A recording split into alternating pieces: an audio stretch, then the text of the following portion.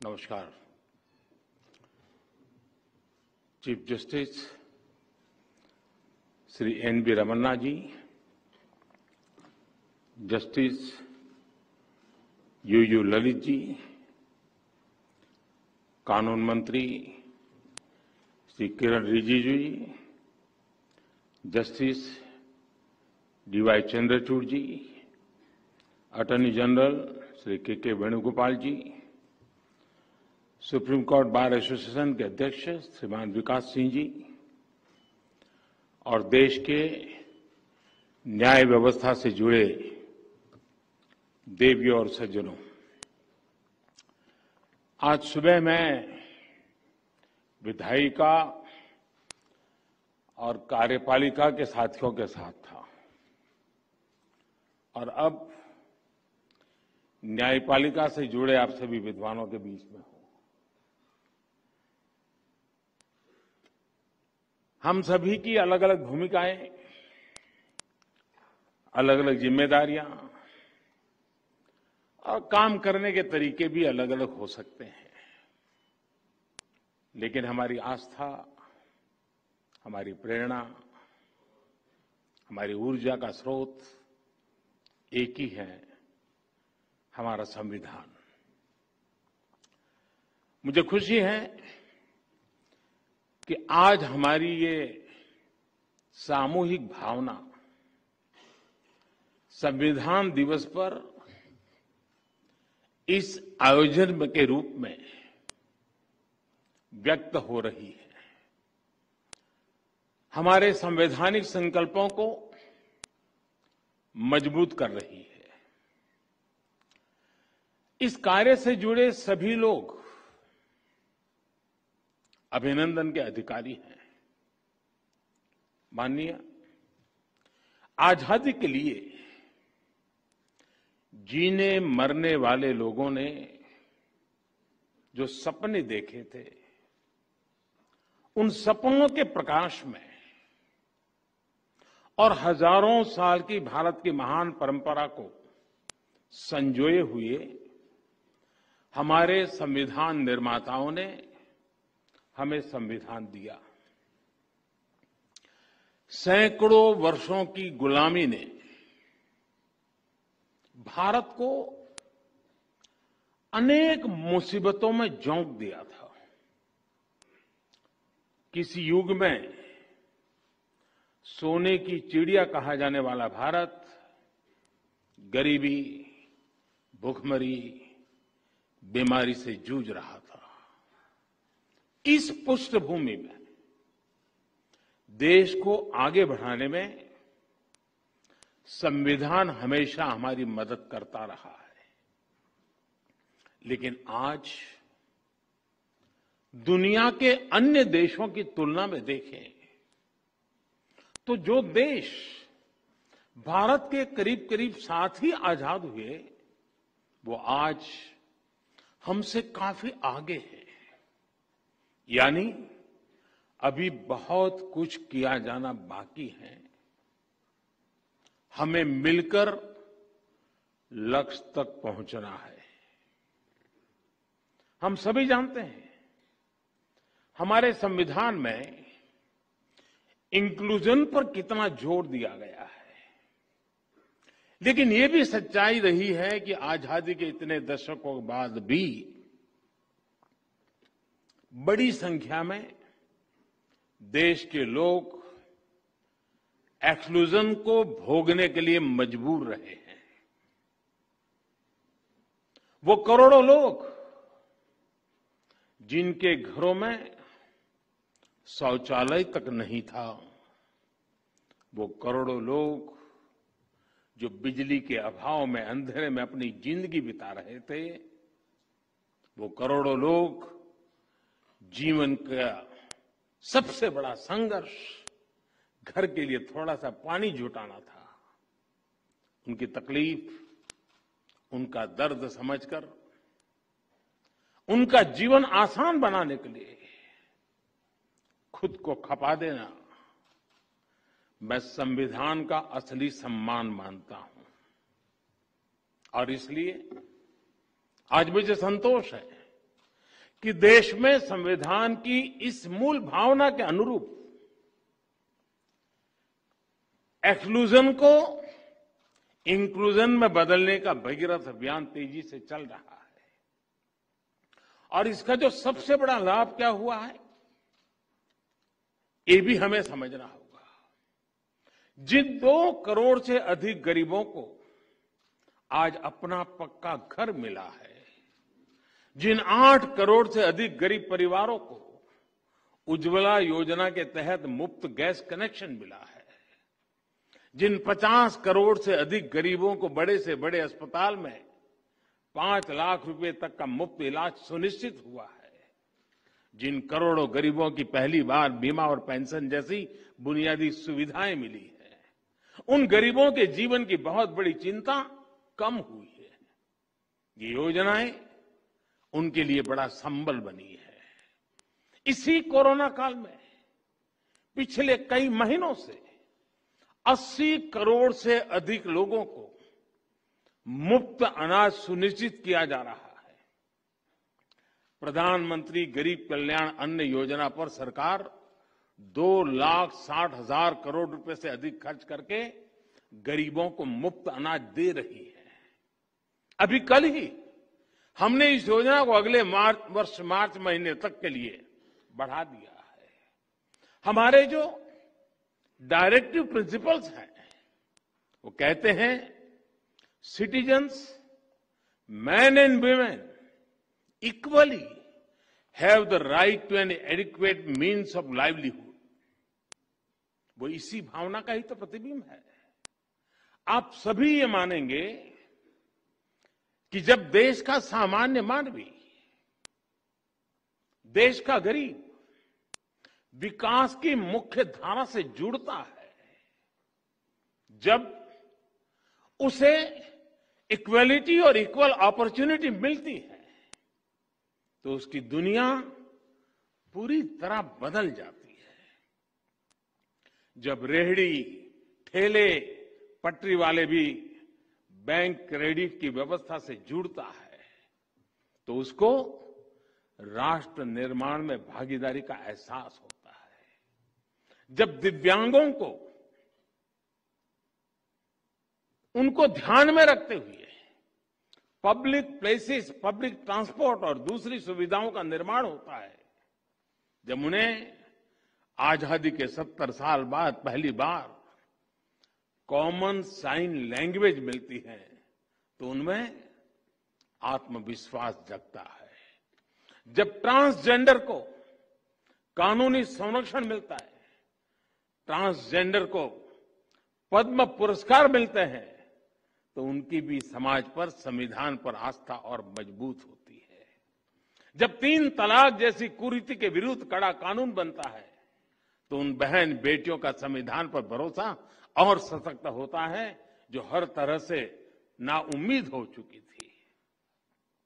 महानुभाव, सबका साथ, सबका विकास, सबका विश्वास, सबका प्रयास, ये संविधान की भावना का सबसे सशक्त प्रकटीकरण है। संविधान के लिए समर्पित सरकार विकास में भेद नहीं करती, और ये हमने करके दिखाया है। आज गरीब से गरीब को भी क्वालिटी इंफ्रास्ट्रक्चर तक वही एक्सेस मिल रहा है जो कभी साधन संपन्न लोगों तक सीमित था। आज लद्दाख, अंडमान और निकोबार, नॉर्थ ईस्ट के विकास, इन सभी क्षेत्रों पर देश का उतना ही फोकस है जितना दिल्ली और मुंबई जैसे मेट्रो शहरों पर है। लेकिन इन सब के बीच मैं एक और बात की तरफ आपका ध्यान दिलाऊंगा। आपने भी जरूर अनुभव किया होगा कि जब सरकार किसी एक वर्ग के लिए, किसी एक छोटे से टुकड़े के लिए कुछ करती है, तो बड़ी उदारवादी कहलाती है। उसकी बड़ी प्रशंसा होती है कि उनके लिए कुछ किया। लेकिन मैं हैरान हूं, कभी कभी हम देखते हैं कोई सरकार एक आध राज्य के लिए कुछ कर ले, कुछ राज्य की भलाई का कोई काम कर दे तो भी वाहवाही हो जाती है। लेकिन जब सरकार सबके लिए करती है, हर नागरिक के लिए करती है, हर राज्य के लिए करती है, तो उसे उतना महत्व नहीं दिया जाता जिसका कभी कभी उसका जिक्र तक नहीं होता है। सरकार की योजनाओं से कैसे हर वर्ग का, हर राज्य का समान रूप से भला हो रहा है, इस पर उतना ध्यान नहीं दिया जाता है। पिछले 7 वर्षों में हमने बिना भेदभाव के, बिना पक्षपात के विकास के हर व्यक्ति, हर वर्ग और देश के हर कोने तक पहुंचाने का प्रयास किया है। इस साल 15 अगस्त को मैंने गरीब कल्याण से जुड़ी योजनाओं के सैचुरेशन की बात कही और इसके लिए हम मिशन मोड पर जुटे भी हैं। सर्वजन हिताय, सर्वजन सुखाय, इस मंत्र को लेकर के कार्य करने का हमारा प्रयास है। आज इससे देश की तस्वीर कैसे बदली है, ये हमें हाल के national family health survey report में भी दिखाई देता है। इस रिपोर्ट के बहुत से तथ्य इस बात को सिद्ध करते हैं कि जब नेक नियत के साथ काम किया जाए, सही दिशा में आगे बढ़ा जाए और सारी शक्ति जुटाकर लक्ष्य को प्राप्त करने का प्रयास किया जाए तो सुखद परिणाम अवश्य आते हैं। जेंडर इक्वलिटी की बात करें तब पुरुषों की तुलना में बेटियों की संख्या बढ़ रही है। गर्भवती महिलाओं को अस्पताल में डिलीवरी की ज्यादा अवसर उपलब्ध हो रहे हैं। इस वजह से माता मृत्यु दर, शिशु मृत्यु दर पर कम हो रही है। और भी बहुत सारे इंडिकेटर ऐसे हैं जिस पर हम एक देश के रूप में बहुत अच्छा कर रहे हैं। इन सभी इंडिकेटर्स में हर परसेंटेज पॉइंट की बढ़ोतरी सिर्फ एक आंकड़ा भर नहीं है, ये करोड़ों भारतीयों को मिल रहे उनके हक का प्रमाण है। ये बहुत आवश्यक है कि जन कल्याण से जुड़ी योजनाओं का पूरा लाभ लोगों को मिले, इंफ्रास्ट्रक्चर से जुड़ी परियोजनाओं समय पर पूरी हो। किसी भी कारण से हुई अनावश्यक देरी नागरिक को उसके हक से वंचित रखती है। मैं गुजरात का रहने वाला हूं तो मैं सरदार सरोवर डैम का उदाहरण देना चाहता हूं। सरदार वल्लभ भाई पटेल ने मां नर्मदा पर इस तरह के डैम का सपना देखा था। पंडित नेहरू ने इसका शिलान्यास किया था, लेकिन ये परियोजना दशकों तक अपप्रचार में फंसी रही, पर्यावरण के नाम पर चले आंदोलन में फंसी रही, न्यायालय तक इसमें निर्णय लेने में हिचकिचाते रहे। वर्ल्ड बैंक ने भी इसके लिए पैसे देने से मना कर दिया था। लेकिन उसी नर्मदा के पानी से कच्छ में जो विकास हुआ, विकास का कार्य हुआ, आज हिंदुस्तान के तेज गति से आगे बढ़ रहे डिस्ट्रिक्ट में कच्छ जिला है। कच्छ को इस एक प्रकार के रेगिस्तान जैसा इलाका, तेज गति से विकसित होने वाले क्षेत्रों में उसकी जगह बन गई।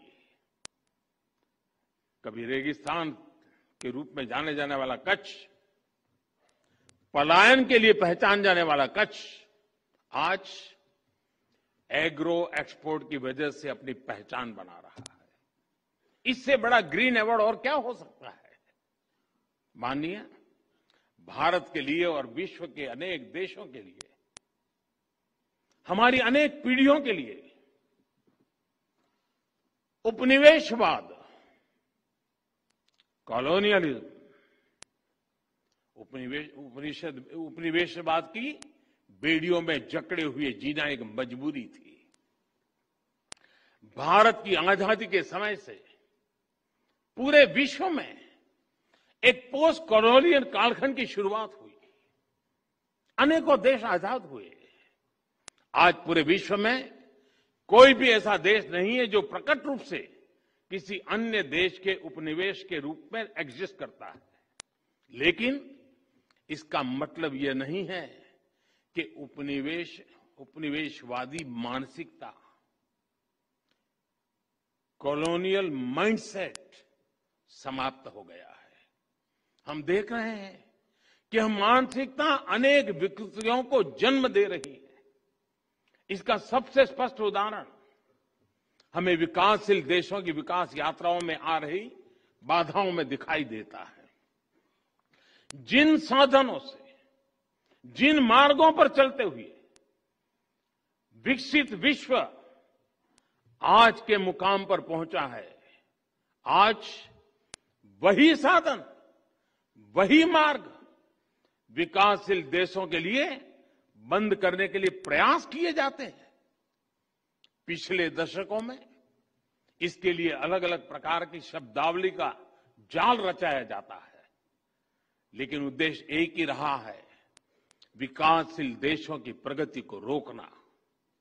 आजकल हम देखते हैं कि पर्यावरण के विषय को भी इसी काम के लिए हाईजैक करने का प्रयास हो रहा है।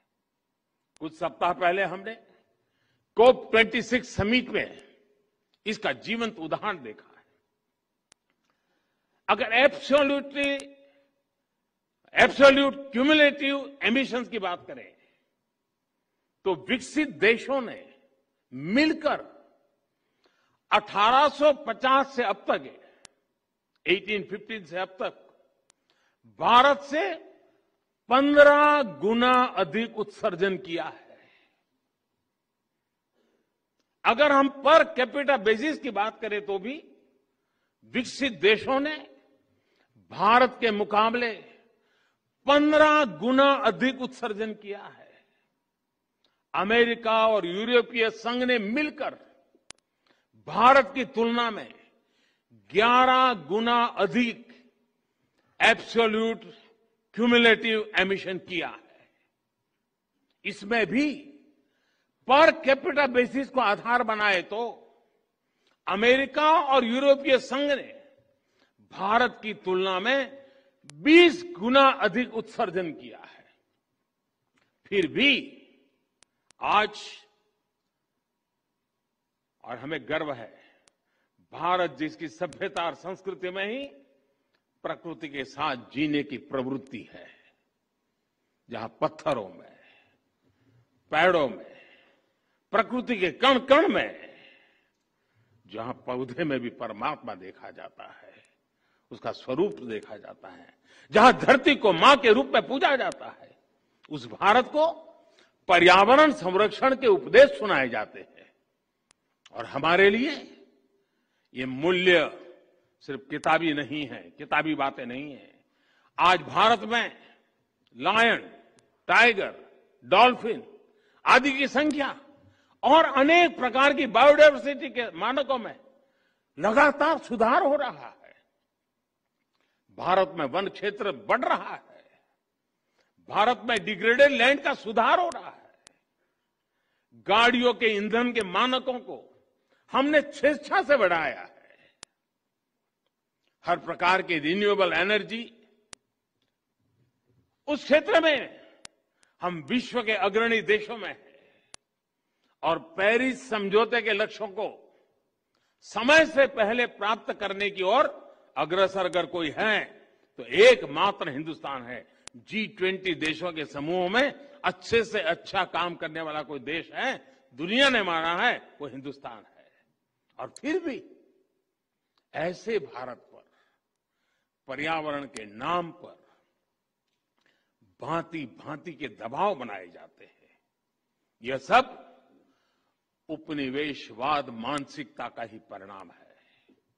लेकिन दुर्भाग्य यह है कि हमारे देश में भी ऐसी ही मानसिकता के चलते अपने ही देश के विकास में रोड़े अटकाए जाते हैं। कभी फ्रीडम ऑफ एक्सप्रेशन के नाम पर, तो कभी किसी और चीज का सहारा लेकर। हमारे देश की परिस्थितियां, हमारे युवाओं की आकांक्षाएं,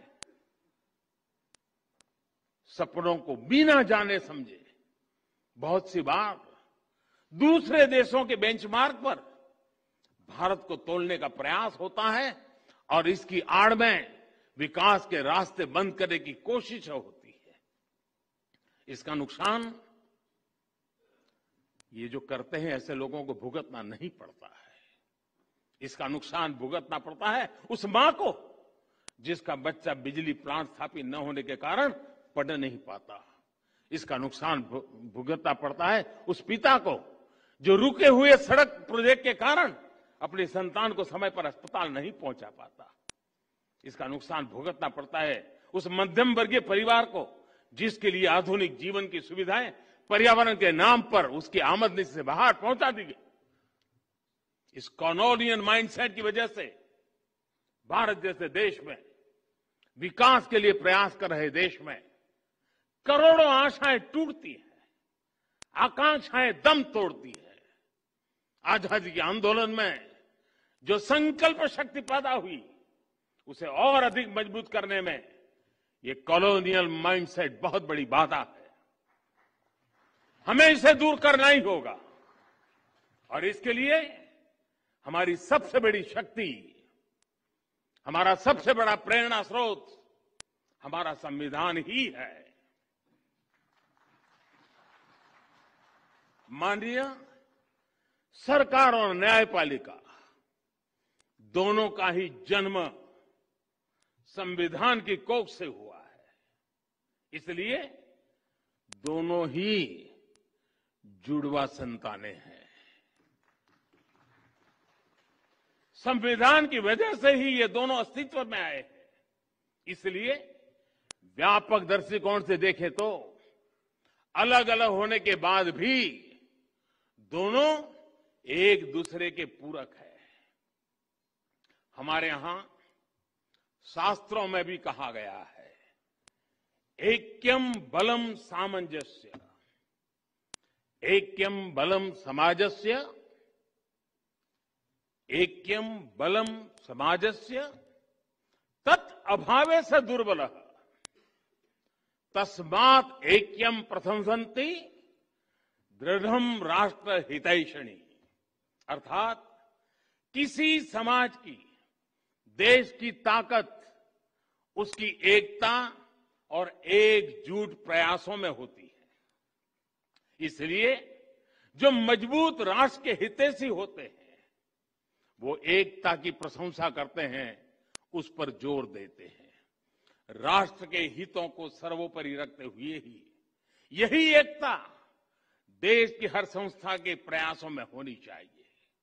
आज जब देश अमृत काल में अपने लिए असाधारण लक्ष्य तय कर रहा है, दशकों पुरानी समस्याओं के समाधान तलाश कर नए भविष्य के लिए संकल्प ले रहा है, तो ये सिद्धि सबके साथ से ही पूरी होगी। इसलिए देश ने आने वाले 25 सालों के लिए, जब देश आजादी की शताब्दी मनाता होगा, और इसलिए सबका प्रयास, इसका देश ने आह्वान किया है। निश्चित तौर पर इस आह्वान में एक बड़ी भूमिका जुडिशरी की भी है। महोदय, हमारी चर्चा में बिना भूले हुए एक बात लगातार सुनने को आती है, बार बार उसे दोहराया जाता है, separation of power. Separation of power की बात न्यायपालिका हो, कार्यपालिका हो या फिर विधायिका, अपने आप में बहुत महत्वपूर्ण रही है। इसके साथ ही आजादी के इस अमृत काल में भारत की आजादी के 100 वर्ष पूरे होने तक ये जो अमृत काल है, ये अमृत कालखंड में संविधान की भावना के अनुरूप कलेक्टिव रिजॉल्व दिखाने की आवश्यकता है। आज देश के सामान्य मानवी के पास जो कुछ है वो उससे ज्यादा का हकदार है। जब हम देश की आजादी की शताब्दी मनाएंगे, उस समय का भारत कैसा होगा, इसके लिए हमें आज ही काम करना है। इसलिए देश की उसकी आकांक्षाओं को पूरा करने के लिए कलेक्टिव रिस्पांसिबिलिटी के साथ चलना बहुत जरूरी है। सेपरेशन ऑफ पावर के मजबूत अधिष्ठान पर हमें कलेक्टिव रिस्पांसिबिलिटी का मार्ग निर्धारित करना है, रोड मैप बनाना है, लक्ष्य तय करने हैं और मंजिल तक देश को पहुंचाना है। माननीय, कोरोना काल ने जस्टिस डिलीवरी में टेक्नोलॉजी के इस्तेमाल को लेकर नया भरोसा पैदा किया है। डिजिटल इंडिया के मेगा मिशन में न्यायपालिका की सहभागिता है। 18,000 से ज्यादा कोर्ट्स का कंप्यूटराइज होना, 98% कोर्ट कॉम्प्लेक्स का वाइड एरिया नेटवर्क से जुड़ जाना, रियल टाइम में जुडिशियल डेटा ट्रांसमिशन के लिए नेशनल जुडिशियल डेटा ग्रिड का फंक्शनल होना, ई कोर्ट प्लेटफॉर्म का लाखों लोगों तक पहुंचना, ये बताता है कि आज टेक्नोलॉजी हमारे जस्टिस सिस्टम की कितनी बड़ी ताकत बन चुकी है। और आने वाले समय में हम एक एडवांस जुडिशरी को काम करते हुए देखेंगे। समय परिवर्तनीय है, दुनिया बदलती रहती है, लेकिन ये बदलाव मानवता के लिए इवोल्यूशन का जरिया बने हैं। ऐसा इसलिए क्योंकि मानवता ने इन बदलावों को स्वीकार किया और साथ ही मानवीय मूल्यों को शाश्वत बनाए रखा। न्याय की अवधारणा इन मानवीय मूल्यों का सबसे परिष्कृत विचार है और संविधान न्याय की इस अवधारणा की सबसे परिष्कृत व्यवस्था है। इस व्यवस्था को गतिशील और प्रगतिशील बनाए रखने का दायित्व हम सभी पर है। अपनी इन भूमिकाओं का निर्वाह हम सब पूरी निष्ठा से करेंगे और आजादी के 100 साल से पहले एक नए भारत का सपना पूरा होगा। हम लगातार उन बातों से प्रेरित हैं जिस बात के लिए हम गर्व करते हैं, और वो मंत्र हमारे लिए हैं संगच्छध्वम संवदवदम संवो मनासानि जानता। हमारे लक्ष्य समान हो, हमारे मन समान हो और हम साथ मिलकर उन लक्ष्यों को प्राप्त करें। इसी भावना के साथ मैं आज संविधान दिवस के इस पवित्र माहौल में आप सबको, देशवासियों को भी अनेक अनेक शुभकामनाएं देते हुए मेरी बात को समाप्त करता हूं। फिर एक बार आप सबको बहुत बहुत बधाई। धन्यवाद।